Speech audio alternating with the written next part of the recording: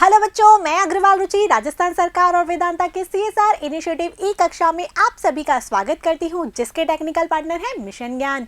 तो बच्चों, हमने क्या पढ़ा था? हमने 10th लेसन फर्म का संतुलन, उसमें हमने जाना था कि फर्म के संतुलन की दो विधियां होती हैं, कुल आगम और कुल लागत विधि, और दूसरी विधि होती है सीमांत आगम व सीमांत लागत विधि। और उसमें भी हमने लास्ट वीडियो में जाना था कुल आगम और कुल लागत विधि के बारे में कि जहां कुल आगम और कुल लागत में सर्वाधिक अंतर होता है वहां फर्म को सर्वाधिक लाभ हासिल हो रहा होता है और फर्म वहीं अपना संतुलन स्थापित करती है। अब हम जानेंगे सीमांत आगम और सीमांत लागत विधि के बारे में कि यहाँ सीमांत आगम और सीमांत लागत के हिसाब से फर्म अपना संतुलन कहाँ हासिल करती है। तो आइए देखते हैं बच्चों, सीमांत आगम व सीमांत लागत विधि MR और MC, इसके बारे में हम आगम वक्र और जब लागत वक्र हमने पढ़ा था तो उसमें हम अच्छे से पढ़ चुके हैं कि आगम वक्र किस प्रकार से होता है और लागत वक्र किस प्रकार से होता है। तो आप जानते हैं जहां आगम अधिक होगा, किससे? लागत से, वहां फर्म को क्या प्राप्त हो रहा होगा? लाभ प्राप्त हो रहा होगा। कि सीमांत आगम का अर्थ क्या है कि एक अतिरिक्त इकाई विक्रय करने से जो अतिरिक्त आय प्राप्त होती है। हम पढ़ चुके हैं पहले कि सीमांत आगम क्या होता है, जहां सीमांत का अर्थ आ जाता है वहीं क्या होता है? एक अतिरिक्त। तो सीमांत आगम मतलब एक अतिरिक्त इकाई के विक्रय से कुल आगम में होने वाला परिवर्तन, अर्थात MR बराबर डेल्टा TR बटे में डेल्टा Q। यही था। अब बात करें हम सीमांत लागत की, तो सीमांत लागत क्या होती है? तो एक अतिरिक्त इकाई के उत्पादन से जो कुल लागत में परिवर्तन होता है वही क्या कहलाती है? सीमांत लागत। यही यहाँ पर है कि सीमांत लागत का अर्थ है कि फर्म के एक अतिरिक्त इकाई उत्पादन पर जो अतिरिक्त व्यय होता है, कुल लागत में होने वाला परिवर्तन अर्थात अतिरिक्त जो व्यय होता है वही होती है सीमांत लागत। इसे कैसे ज्ञात करते हैं? MC बराबर डेल्टा TC बटे में डेल्टा Q, और लागत की अवधारणा में हम इसे अच्छे से पढ़ चुके हैं। यही यहाँ पर लिखा हुआ है डेल्टा TC अपॉन में डेल्टा Q। तो बच्चों, जहाँ सीमांत आगम अधिक होती है और सीमांत लागत कम होती है वहां पर फर्म को लाभ हासिल हो रहे होते हैं, अर्थात MR is greater than MC। यहाँ TC लिखा हुआ है, ये MC आएगा। ठीक है, जब MR अधिक है MC से तो क्या होगा? लाभ। लेकिन फर्म अपना संतुलन वहां करेगी जहां MR बराबर क्या होता है? MC। यही फर्म के संतुलन की शर्त है जो कि आपको याद रखनी है। जैसे हमने क्या पढ़ा था, जहां TR और TC में अंतर सर्वाधिक होता है वहां फर्म क्या करती है? अपना संतुलन। तो जब हम सीमांत आगम और सीमांत लागत की बात करेंगे तो जहां MR बराबर MC अर्थात सीमांत आगम बराबर सीमांत लागत है, वहां फर्म की आदर्श उत्पादन मात्रा होगी और वह फर्म यहीं पे अपना संतुलन स्थापित करेगी। यही यहाँ पर लिखा है, जब MR बराबर MC हो तो फर्म की आदर्श उत्पादन मात्रा होती है, अर्थात फर्म का लाभ भी अधिकतम होता है और फर्म यहीं पर अपना संतुलन स्थापित करती है। ठीक है, क्योंकि फर्म का उद्देश्य क्या होता है? अपने लाभ को अधिकतम करना। ठीक है, तो आपको याद रहेगा MR बराबर MC। अब सीमांत आगम व सीमांत लागत विधि के अनुसार फर्म के संतुलन की शर्तें क्या हैं? वहां पर एक ही शर्त थी, जहां कुल आगम और कुल लागत में अंतर सर्वाधिक हो। यहाँ पर दो शर्तें हैं, वो दो शर्तें पूरी होती हैं वहीं पर फर्म अपना संतुलन स्थापित करती है।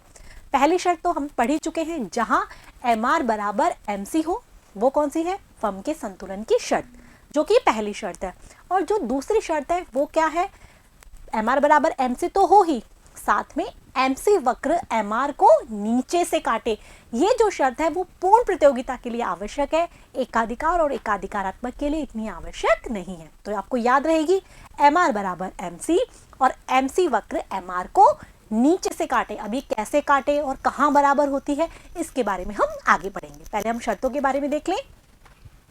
सीमांत आगम व सीमांत लागत के क्या हो? बराबर हो। MR बराबर क्या हो? MC हो, और MC वक्र MR वक्र को नीचे से काटना चाहिए और ये पूर्ण प्रतियोगिता में आवश्यक होती है। हमने बताया ना, तो इस प्रकार से ये दो शर्तें होती हैं। अब हम एकाधिकार में और पूर्ण प्रतियोगिता में फर्म अपना संतुलन सीमांत आगम और सीमांत लागत विधि में किस प्रकार से करती है वो देखेंगे। अब यहाँ पर पूर्ण प्रतियोगिता और एकाधिकार अलग अलग इसलिए किया गया है क्योंकि हमने बताया ना कि पूर्ण प्रतियोगिता में तो दूसरी शर्त का भी क्या होना चाहिए? पूरा होना चाहिए, जबकि एकाधिकार में पहली शर्त पूरी हो जाती है, वो ही महत्वपूर्ण है। अब ऐसा क्यों है ये भी हम जानेंगे। तो सबसे पहले हम देखते हैं कि एकाधिकार में फर्म का संतुलन सीमांत आगम और सीमांत लागत विधि के द्वारा। ठीक है, तो हमारी शर्त क्या है कि जहाँ पर क्या हो, एम आर बराबर एम सी हो। तो आपको याद आ जाना चाहिए कि एकाधिकार में सीमांत आगम वक्र कैसा होता है और सीमांत लागत वक्र कैसा होता है। तो सीमांत लागत वक्र तो एकाधिकार में, पूर्ण प्रतियोगिता में, सब में एक जैसा होता है, क्योंकि लागतों के वक्र तो सेम ही चलते हैं। आगमों के वक्र सभी बाजारों में क्या होते हैं, अलग अलग होते हैं। तो एकाधिकार में आगम वक्र कैसा होता है, नीचे गिरता हुआ, याद है ना, फिर नीचे गिरता हुआ होता है, उसके बाद शून्य हो जाता है, उसके बाद ऋणात्मक हो जाता है, ठीक है। और जो एमसी वक्र है वो कैसा होता है, यू आकार का। पहले लागतें क्या होती है, घटती हुई होती हैं, फिर न्यूनतम होती हैं और उसके बाद बढ़ने लगती है। तो इन दोनों के कॉम्बिनेशन के द्वारा हम फर्म का संतुलन देखेंगे, ठीक है बच्चों। यही यहाँ पर है, एकाधिकार में सीमांत आगम व सीमांत लागत विधि के द्वारा फर्म का संतुलन। एकाधिकार में सीमांत आगम वक्र कैसा होता है, नीचे की ओर गिरता हुआ। याद आ रहा है आपको कुछ, इस तरीके से होता है एम आर वक्र, किसमें, एकाधिकार में, ठीक है।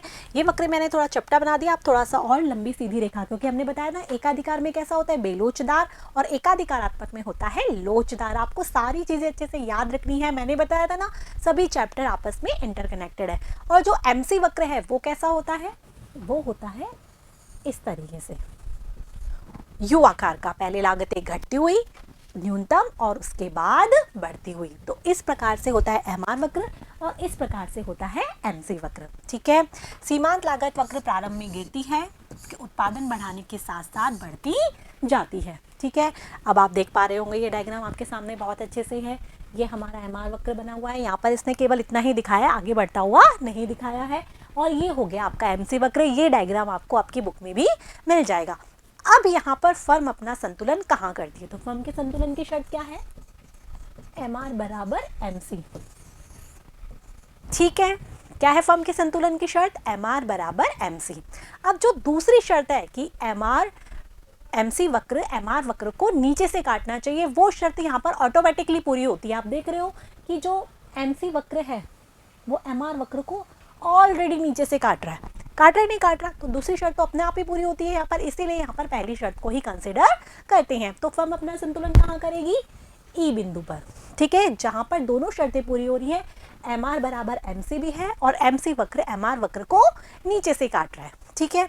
अब फर्म अपना संतुलन इस बिंदु पर भी तो कर सकती थी, एफ बिंदु पर भी, एच बिंदु पर भी कर सकती थी, लेकिन नहीं करेगी, क्योंकि यहाँ पर संतुलन की पहली शर्त ही पूरी नहीं हो रही। पहली शर्त क्या है, एम आर बराबर एम सी। तो यहाँ पर तो क्या हो रहा है, एम आर क्या है, ज्यादा है एम सी से, तो फर्म को लगेगा कि नहीं मुझे तो और अधिक उत्पादन करना चाहिए, क्योंकि फर्म को लाभ तो यहाँ पर भी मिल रहे हैं, लेकिन फर्म को लगेगा नहीं मुझे तो और उत्पादन करना चाहिए, क्योंकि अभी तो क्या आ रहा है, सीमांत आगम अधिक आ रहा है, तो इसीलिए वो और अधिक उत्पादन करेगी और ई बिंदु पर अपना संतुलन स्थापित करेगी। अब ई बिंदु के बाद क्या होता है, एम सी ही ज्यादा पहुंच जाती है, एम सी ज़्यादा हो जाती है, तो यहाँ तो फर्म को क्या होगी, हानि होगी। इसीलिए फर्म अपना संतुलन कहाँ करेगी, एम आर बराबर एम सी बिंदु पर, ठीक है। तो यहाँ ई बिंदु पर फर्म को संतुलन होगा सीमांत आगम और सीमांत लागत विधि के अनुसार। आगे बच्चों समझ में, यही यहाँ पर लिखा है, जहाँ एम आर बराबर एम सी होता है वहाँ फर्म का साम्य बिंदु होता है संतुलन की प्रथम शर्त के अनुसार। यहाँ फर्म के लाभ क्या होते हैं, अधिकतम होंगे, ठीक है। ये शर्त थी हमारी। साम्य बिंदु से पूर्व एम आर क्या होता है, कम अधिक होता है एम सी से, हमने बताया। अतः उत्पादक उत्पादन के लिए क्या होता है, प्रेरित होता है और अधिक लाभ प्राप्त करने के लिए फर्म उत्पादन में क्या करती है, वृद्धि करती चली जाती है। यहाँ पर उसको अधिक आगम प्राप्त हो रही है तो उससे लालच आ जाएगा कि मुझे और उत्पादन करना चाहिए, फिर और उत्पादन करती है, फिर वो कहाँ तक उत्पादन करती है, जहाँ एम आर बराबर एम सी होती है, यहाँ पर उसके लाभ अधिकतम हो जाते हैं और इसके बाद और अधिक उत्पादन करती है तो एम सी ज़्यादा पहुँच जाती है, अर्थात उसको हानि होने लगती है। इसीलिए फर्म अपना संतुलन ई बिंदु पर ही करती है। समझ में आ गया, यही यहाँ पर है। साम्य बिंदु के बाद एम आर क्या होता है, कम होता है और एम सी ज़्यादा होती है। देख रहे हो ना, यहाँ एम सी ज़्यादा है किससे, एम आर से, ठीक है। अतः जहाँ एम आर बराबर एम सी होगा वहाँ साम्य कीमत और साम्य उत्पादन मात्रा और लाभ अधिकतम होगी। यहाँ पर साम्य कीमत निकाल लो, साम्य उत्पादन मात्रा निकाल लो और यहाँ पर फर्म अपना साम्य स्थापित करेगी। तो समझ में आ गया, एकाधिकार के अनुसार फर्म अपना साम्य वहाँ स्थापित करेगी सीमांत आगम और सीमांत लागत विधि के अनुसार, जहाँ एम आर बराबर एम सी हो। और यहाँ पर जो दूसरी शर्त है, एम सी वक्र एम आर वक्र को नीचे से काटे, वो ऑटोमेटिकली पूरी हो रही है, ठीक है। आगे समझ में। अब दूसरा जो है, पूर्ण प्रतियोगिता में सीमांत आगम व सीमांत लागत विधि के अनुसार फर्म का संतुलन किस प्रकार होगा। ठीक है। अब हमने पढ़ा था पहले कि पूर्ण प्रतियोगिता के अनुसार फर्म अपना संतुलन सीमांत आगम और सीमांत लागत विधि के अनुसार वहां करेगी जहां पहली शर्त एम आर बराबर एम सी हो और दूसरी शर्त भी पूरी होनी चाहिए, एम सी वक्र एम आर वक्र को नीचे से काटना चाहिए। याद रखना है, एम सी वक्र एम आर वक्र को नीचे से काटना चाहिए, वहां पर फर्म का संतुलन स्थापित होगा, वहीं फर्म को लाभ अधिकतम हासिल हो रहे होंगे। यही यहाँ पर लिखा है कि फर्म के संतुलन की पहली शर्त पूरी होती है जहाँ एम आर बराबर एम सी हो, दूसरी शर्त के अनुसार एम सी वक्र एम आर वक्र को नीचे से काटना चाहिए, तभी फर्म के को अधिकतम लाभ अर्जित हो रहे होंगे। अब आपके सामने डायग्राम है। हमने पढ़ा था कि क्या होता है यहाँ पर एम आर वक्र एकाधिकार में तो क्या होता है, नीचे की ओर जाता रहता है, जबकि जो पूर्ण प्रतियोगिता है वहाँ ए आर बराबर एम आर होते हैं, एक्स अक्ष के समानांतर होते हैं। पढ़ा था नहीं पढ़ा था हमने, इस तरीके से एक्स अक्ष के समानांतर होते हैं, क्योंकि यहाँ पर ए आर बराबर क्या होता है एम आर, जो हम उद्योगों में जो कीमत डिसाइड हो जाती है वही क्या होती है, उसको अनुसरण करती है फर्म, इसीलिए वहाँ पर कीमतें स्थिर रहती हैं, ए आर स्थिर रहती है और एम आर भी स्थिर रहती है। और टी आर वक्र कैसा होता है, बढ़ता हुआ सीधी रेखा, याद है नहीं याद है, वही सारी चीज़ों के हिसाब से यहाँ पर हमने एम आर वक्र बनाया इस तरीके से क्षैतिज अक्ष के समानांतर, ठीक है। और एम सी वक्र तो वैसे ही बनता है यू आकार का, पहले क्या घटती है लागत, उसके बाद न्यूनतम होती है और उसके बाद बढ़ने लगती है। तो आप लागतें देख पा रहे हैं। अब यहाँ पर दूसरी शर्त की आवश्यकता क्यों हुई, पहली जो हमने एकाधिकार में पढ़ा वहाँ तो ऑटोमेटिकली पूरी हो रही थी, यहाँ पर आवश्यकता इसलिए हुई क्योंकि यहाँ पर देखो एम आर बराबर एम सी इस बिंदु पर भी है और इस बिंदु पर भी है, आप देख पा रहे हो ना, एफ बिंदु पर और ई बिंदु पर, दोनों पर एम आर बराबर एम सी है। अब फर्म अपना संतुलन कहाँ स्थापित करेगी, तो हमारे सामने दूसरी शर्त भी तो पूरी होनी चाहिए जहां पर एम सी वक्र एम आर वक्र को नीचे से काटे। तो कहाँ पर काट रहा है, यहाँ तो ऊपर से काट रहा है ना, तो यहाँ पर फर्म अपना संतुलन स्थापित नहीं करेगी। यहाँ पर क्या हो रहा है, नीचे से काट रहा है। अब ऐसा क्यों होता है, ऐसा इसीलिए होता है क्योंकि यहाँ ऊपर से काट रहा होता है तो फर्म को क्या हो रही होती है, यहाँ तो एम सी ज़्यादा है और एम आर कम है। अब फर्म अपना एम आर बढ़ाती चली जाती है, एम आर बढ़ गया ना फर्म का, तो फर्म उत्पादन के लिए क्या होती है, प्रेरित होती है कि मुझे और अधिक उत्पादन करना चाहिए। और जब एम सी वक्र नीचे से काटता है तो इसका मतलब लागतें बढ़ती हुई निकल जाती हैं और एम आर क्या होता है, अधिक होता है। समझ में आया, यहाँ पर एम आर क्या है, इस वाली बिंदु पर यहाँ तक तो ज़्यादा बढ़ता ही जाता है ना एम आर, यहाँ देख रहे हो ना बढ़ता जा रहा है, जबकि एम सी क्या है, कम है। तो यहाँ तक फर्म अपने उत्पादन के लिए अधिक प्रेरित होता है और फिर यहाँ पर जाके जहाँ एम आर बराबर एम सी हो जाता है, इसके बाद तो एम सी ज़्यादा हो ही जाता है। तो इसीलिए फर्म अपना संतुलन इस बिंदु पर करती है जहाँ पर दोनों शर्तें पूरी होती हैं, एम आर बराबर एम सी और एम सी वक्र एम आर वक्र को नीचे से काटे। ठीक है बच्चों, यहाँ पर ये सारी बातें यही लिखी हुई है, ये फर्म की केवल प्रथम शर्त एम आर बराबर एम सी पूरी होती है तो दूसरी शर्त के अभाव में फर्म अधिकतम लाभ अर्जित नहीं कर सकती, क्योंकि फर्म सीमांत आगम उत्पादन विस्तार से लाभ अर्जित करती है, क्योंकि फर्म क्या चाहती है, अपना उत्पादन बढ़ाते चले जाए। ठीक है, उसका जो सीमांत आगम है वो बढ़ता जा रहा है तो वो क्यों नहीं बढ़ाना चाहेगी, तो यहाँ पर तो उसका सीमांत आगम बढ़ता ही जा रहा है ना। यदि वो यहीं पर अपना संतुलन कर लेती है पहली शर्त के अनुसार तो उसका सीमांत आगम तो इतना ही रहेगा, बढ़ेगा नहीं, तो इसके बाद वो अपना बढ़ाती चली जाती है। इसीलिए फर्म ई बिंदु पर अपना संतुलन स्थापित करती है, ना कि एफ बिंदु पर। ठीक है बच्चों, यही यहाँ पर लिखा है, एम सी बराबर एम आर तथा एम सी वक्र एम आर वक्र को नीचे से काटे, संतुलन की दोनों शर्तें पूरी होने पर पूर्ण प्रतियोगिता में फर्म का क्या होता है, संतुलन होता है। तो ई बिंदु पर दोनों शर्तें पूरी हो रही है, एम आर बराबर क्या है, एम सी भी है और ये एम सी वक्र एम आर वक्र को नीचे से काट रहा है। तो समझ में आ गया आपको कि किस प्रकार से एकाधिकार में फर्म का संतुलन हमने पढ़ा और किस प्रकार से पूर्ण प्रतियोगिता में हमने फर्म का संतुलन पढ़ा।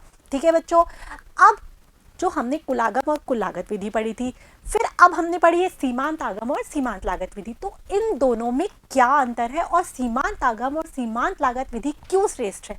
सीमांत आगम और सीमांत लागत विधि तो श्रेष्ठ है, कुल आगम और कुल लागत विधि में हमने आलोचना है उसके बारे में जान ही लिया था, किसकी आलोचना है, इसमें बहुत सारी स्पर्श रेखाएं खींचनी होती हैं, प्रति इकाई हक कीमत हम ज्ञात नहीं कर सकते, लेकिन सीमांत आगम और सीमांत लागत विधि श्रेष्ठ है। वो क्यों, ये यहाँ पर जानते हैं।